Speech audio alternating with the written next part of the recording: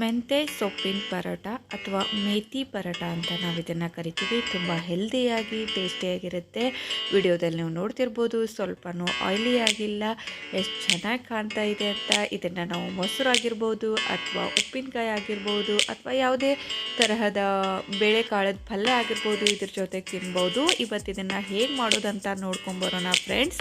So ನೀವು ನಮ್ಮ ಚಾನಲ್ಗೆ ಹೊಸಬರಾಗಿದ್ದರೆ ನಮ್ಮ ಚಾನಲನ್ನು ಪ್ಲೀಸ್ ಸಬ್ಸ್ಕ್ರೈಬ್ ಮಾಡಿ ಮತ್ತು ಪಕ್ಕದಲ್ಲೇ ಬರೋ ಬೆಲ್ ಐಕಾನನ್ನು ಪ್ರೆಸ್ ಮಾಡಿ, ವಿಡಿಯೋನ ಲೈಕ್ ಮಾಡಿ ಅಂತ ಹೇಳ್ತಾ ಇದ್ದೀನಿ. ಕಮೆಂಟ್ ಮಾಡಿ ಹಾಗೂ ಶೇರ್ ಮಾಡಿ.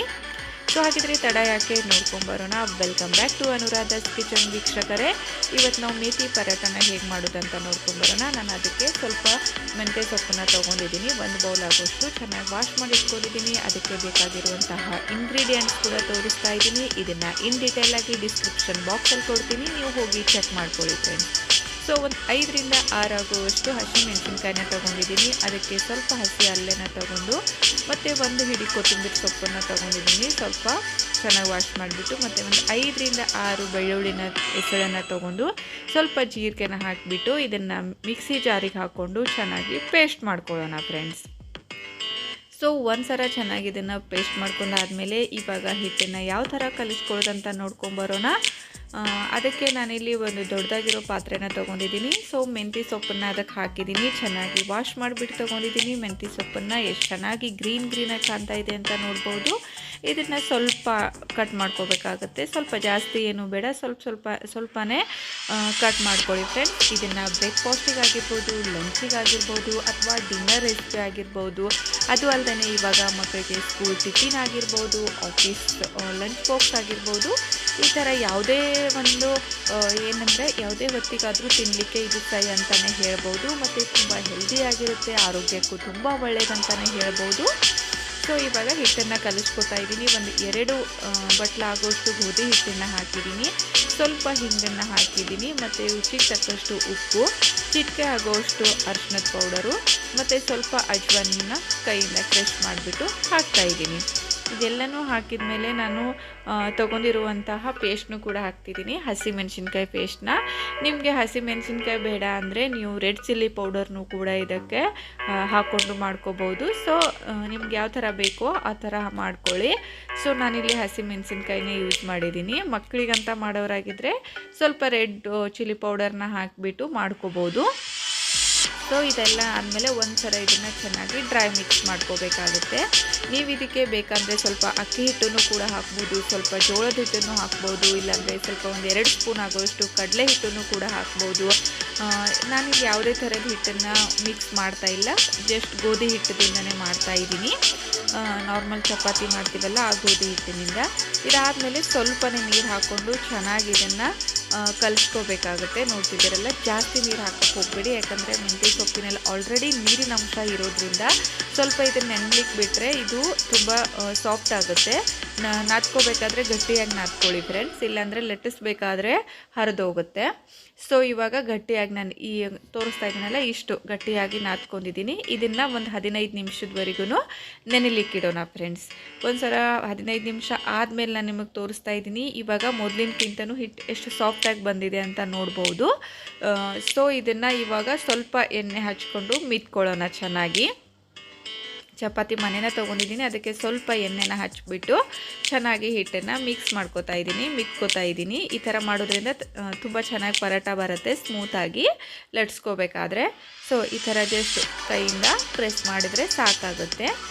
ಸೊ ನೀವು ನಮ್ಮ ಚಾನಲ್ಗೆ ಹೊಸಬರಾಗಿದ್ದರೆ ವಿಡಿಯೋನ ಸ್ಕಿಪ್ ಮಾಡದೆ ನೋಡಿ ಮತ್ತು ಚಾನಲನ್ನು ಸಬ್ಸ್ಕ್ರೈಬ್ ಮಾಡಿ ಅಂತ ಹೇಳ್ತಾ ಇದ್ದೀನಿ. ಪಕ್ಕದಲ್ಲಿ ಬರೋ ಬೆಲ್ ಐಕಾನ್ನು ಕೂಡ ಪ್ರೆಸ್ ಮಾಡಿ. ನೀವು ಯಾವ ಥರ ಮೇಥಿ ಪರೋಟನ ಮಾಡ್ತೀರಂತ ನನಗೆ ಕಮೆಂಟ್ ಬಾಕ್ಸಲ್ಲಿ ತಿಳಿಸಿ. ವಿಡಿಯೋನ ಶೇರ್ ಮಾಡಿ ಮತ್ತು ಲೈಕ್ ಮಾಡಿ ಫ್ರೆಂಡ್ಸ್. ಸೊ ಇವಾಗ ನಾವು ಚಪಾತಿ ಲಟ್ಸ್ಕೊಳ್ಳಿಕ್ಕೆ ಯಾವ ಥರ ಉಂಡೆಗಳನ್ನು ಮಾಡ್ಕೋತೀವೋ ಅಷ್ಟು ನೀವು ಚಿಕ್ಕದು ಬೇಕಾಗಿದ್ದರೆ ಚಿಕ್ಕ ಸೈಜಲ್ಲಿ ಮಾಡ್ಕೊಳ್ಳಿ, ದೊಡ್ಡದು ಬೇಕಾಗಿದ್ದರೆ ದೊಡ್ಡ ಸೈಜಲ್ಲಿ ಮಾಡ್ಕೊಳ್ಳಿ. ನಾನಿಲ್ಲಿ ಮೀಡಿಯಮ್ ಸೈಜಲ್ಲಿ ಮಾಡ್ತಾಯಿದ್ದೀನಿ. ಸೊ ಏನಿಲ್ಲ ಫ್ರೆಂಡ್ಸ್, ಜಸ್ಟ್ ಈ ಥರ ಲಟ್ಸ್ಕೋಬೇಕಾಗಿದೆ. ಚಿಕ್ಕ ಉಂಡೆಗಳನ್ನು ಮಾಡಿಕೊಂಡು ಸ್ವಲ್ಪ ಗೋಧಿ ಹಿಟ್ಟನ್ನು ಹಚ್ಕೊಂಡು ಲಡಿಸ್ಕೊಳ್ಳಿ ಫ್ರೆಂಡ್ಸ್, ಇಲ್ಲಾಂದರೆ ಹತ್ಕೊಂಡ್ಬಿಡುತ್ತೆ ಕೆಳಗಡೆ ಮನೆಗೆ. ಸೊ ಈ ಥರ ಚೆನ್ನಾಗಿ ರೌಂಡಾಗಿ ಲಟ್ಸ್ಕೋಬೇಕಾಗುತ್ತೆ. ನಾನಿಲ್ಲಿ ಮೀಡಿಯಮ್ ಸೈಜಲ್ಲಿ ಮಾಡ್ತಾಯಿದ್ದೀನಿ. ನೋಡ್ತಿದ್ದೀರಲ್ಲ, ಇಷ್ಟು ನಾನು ತೊಗೊಂಡಿರೋ ಉಳಿಯಲ್ಲಿ ಇಷ್ಟು ಸೈಜಲ್ಲಿ ಲಡಿಸ್ಬೋದು ಅಂತ ಹೇಳ್ತಾ ಇದ್ದೀನಿ. ಸ್ವಲ್ಪ ಜಾಸ್ತಿ ತಿಳುವಾಗಿ ಲಟ್ಸಕ್ಕೆ ಹೋಗ್ಬೇಡಿ, ಸ್ವಲ್ಪ ದಪ್ಪನೇ ಇರಲಿ, ತುಂಬ ದಪ್ಪ ಕೂಡ ಬೇಡ. ಅದಾದಮೇಲೆ ಸೈಡಿಗೆ ನಾನು ಒಂದು ಪ್ಯಾನ್ನು ಕೂಡ ಬಿಸಿ ಮಾಡಲಿಕ್ಕೆ ಇಟ್ಟಿದ್ದೆ. ಅದು ಬಿಸಿ ಆಗ್ತಿದ್ದಂಗೆ ಸ್ವಲ್ಪ ಎಣ್ಣೆ ಹಚ್ಕೊಳ್ಳಿ, ಇಲ್ಲಾಂದರೆ ಪರವಾಗಿಲ್ಲ. ಪರಾಟನ ಅದಕ್ಕೆ ಹಾಕ್ತಾಯಿದ್ದೀನಿ. ಪರಾಟನ ಹಾಕಿಬಿಟ್ಟು ಚೆನ್ನಾಗಿ ಇದನ್ನು ಫ್ರೈ ಮಾಡ್ಕೋಬೇಕಾಗುತ್ತೆ. ನಾನು ಎಣ್ಣೆನೇ ಹಚ್ಚಿಬಿಟ್ಟು ಫ್ರೈ ಮಾಡ್ತಾಯಿದ್ದೀನಿ. ನೀವು ಬೇಕಿದ್ದರೆ ಬಟರ್ ಅಥವಾ ಗೀ ಕೂಡ ಯೂಸ್ ಮಾಡ್ಬೋದು. ಸೊ ನಾರ್ಮಲಿ ಎಣ್ಣೆ ಹಚ್ಚಿದ್ರು ಕೂಡ ತುಂಬ ಚೆನ್ನಾಗಿರುತ್ತೆ.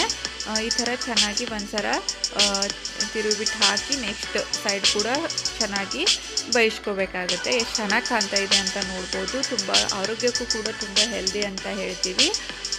ಅದಾದಮೇಲೆ ಇದನ್ನು ಚೆನ್ನಾಗಿ ಎಣ್ಣೆ ಹಚ್ಕೊಂಡು ಬೇಯಿಸ್ಕೋಬೇಕಾಗುತ್ತೆ ಎರಡೂ ಸೈಡಲ್ಲೂ ಕೂಡ.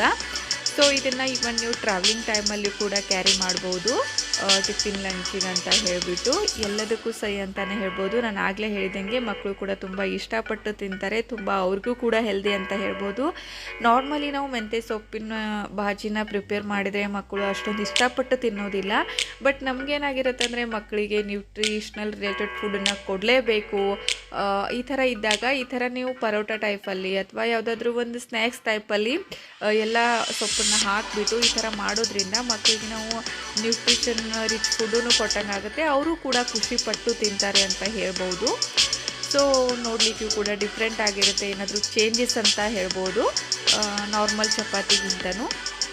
ಸೊ ಅದಾದಮೇಲೆ ನಾನು ಎರಡನೇ ಪರಾಟನೂ ಕೂಡ ಬೇಯಿಸ್ಕೊತಾ ಇದ್ದೀನಿ. ನೋಡ್ಬೋದು ನೀವು ಚೆನ್ನಾಗಿ ಎಣ್ಣೆ ಹಚ್ಚಿಬಿಟ್ಟು ಒಂದು 2-3 ಸಲ ಈ ಥರ ತಿರುವಿ ಹಾಕಿ ಚೆನ್ನಾಗಿ ಇದನ್ನು ಫ್ರೈ ಮಾಡ್ಕೋಬೇಕಾಗುತ್ತೆ ಫ್ರೆಂಡ್ಸ್. ನೋಡ್ತಿದ್ದೀರಲ್ಲ ವಿಡಿಯೋದಲ್ಲಿ. ಇವಾಗ ಇದು ಚೆನ್ನಾಗಿ ಫ್ರೈ ಆಗಿದೆ. ಇದನ್ನು ತೆಗೆದಿಟ್ಕೊತಾ ಇದ್ದೀನಿ. ಮತ್ತು ಎಲ್ಲ ಪರೋಟಾನು ಲಟ್ಸ್ಕೊಂಡ್ಮೇಲೆ ನಾನಿಲ್ಲಿ ಒಂದು ಪ್ಲೇಟಿಗೆ ಹಾಕ್ತಾಯಿದ್ದೀನಿ. ನೋಡ್ತಿದ್ದೀರಲ್ಲ, ನಾನಿಲ್ಲಿ ಮೀಡಿಯಮ್ ಸೈಜಲ್ಲೇ ಮಾಡ್ಕೊಂಡಿದ್ದೀನಿ. ನೀವು ಇದಕ್ಕಿಂತ ದೊಡ್ಡದಾಗೂ ಮಾಡ್ಕೋಬೋದು, ಚಿಕ್ಕದಾಗೂ ಮಾಡ್ಕೋಬೋದು, ಪರವಾಗಿಲ್ಲ. ಸೊ ನೋಡಿದ್ರಲ್ಲ, ನಾನು ತೊಗೊಂಡಿರೋ ಹಿಟ್ಟಲ್ಲಿ ಒಂದು 6-7 ಪರೋಟನ ಆರಾಮಾಗಿ ಮಾಡ್ಕೋಬೋದು. ಸೊ ಇದನ್ನು ಮೊಸರಿನ ಜೊತೆಗಾದರೂ ತಿನ್ಬೋದು, ಉಪ್ಪಿನಕಾಯಿ ಜೊತೆಗಾದರೂ ತಿನ್ಬೋದು. ನಿಮ್ಗೆ ಯಾವ ಥರ ಅನುಕೂಲ ಆಗುತ್ತೋ ಆ ಥರ ನೀವು ಇದನ್ನು ಕಾಂಬಿನೇಷನ್ ಮಾಡ್ಕೋಬೇಕಾಗತ್ತೆ. ನಾನು ಮೊಸರು ಮತ್ತು ಉಪ್ಪಿನಕಾಯಿ ಜೊತೆಗೆ ತೋರಿಸ್ತಾ ಇದ್ದೀನಿ. ಸೊ ನಿಮ್ಗೆ ಇಷ್ಟ ಆಗಿದ್ದರೆ ನಕ್ಕಿ ಟ್ರೈ ಮಾಡಿ ನೋಡಿ. ಮುಂದಿನ ವಿಡಿಯೋ ಜೊತೆ ನಿಮ್ಮನ್ನು ಭೇಟಿ ಆಗ್ತೀನಿ ಫ್ರೆಂಡ್ಸ್. ಅಲ್ಲಿವರೆಗೂ